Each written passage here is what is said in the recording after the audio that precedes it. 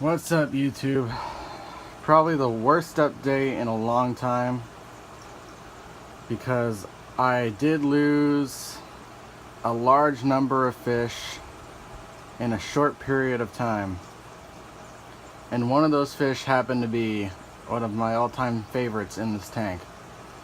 No, it was not my 6-inch red-tailed shark that you can obviously see right there.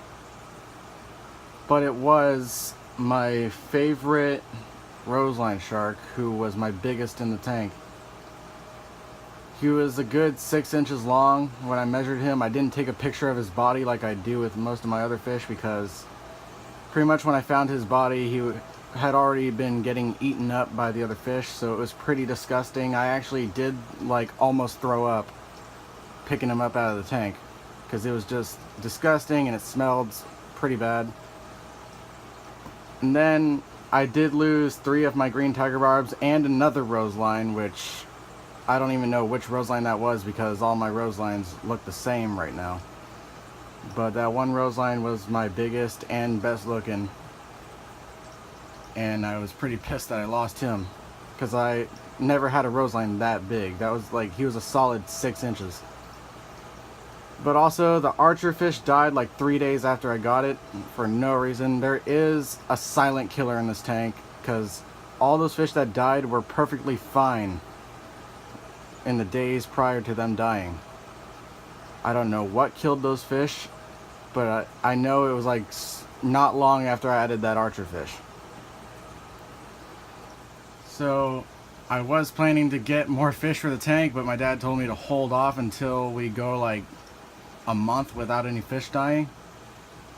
And also, there is a massive heat wave. This tank is sitting at 86 degrees right now, which I'm not gonna put any effort into cooling down because I've had to raise this tank temperature to 89 degrees before, and the fish were perfectly fine.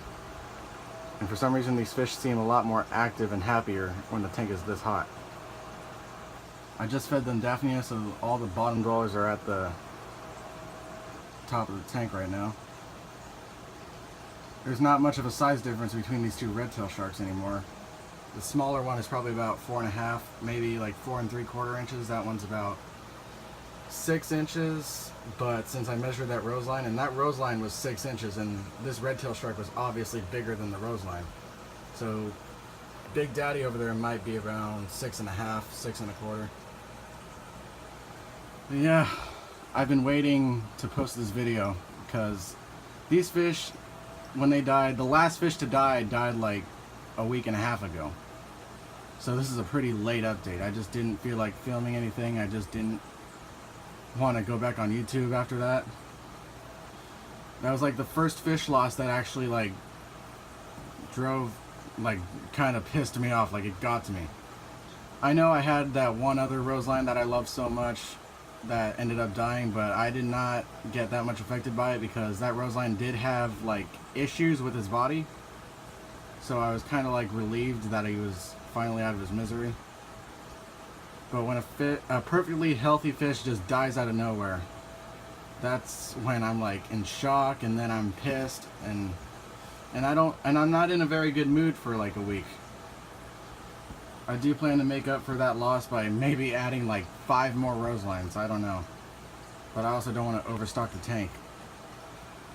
There was no ammonia in the tank. I tested the water; it was fine.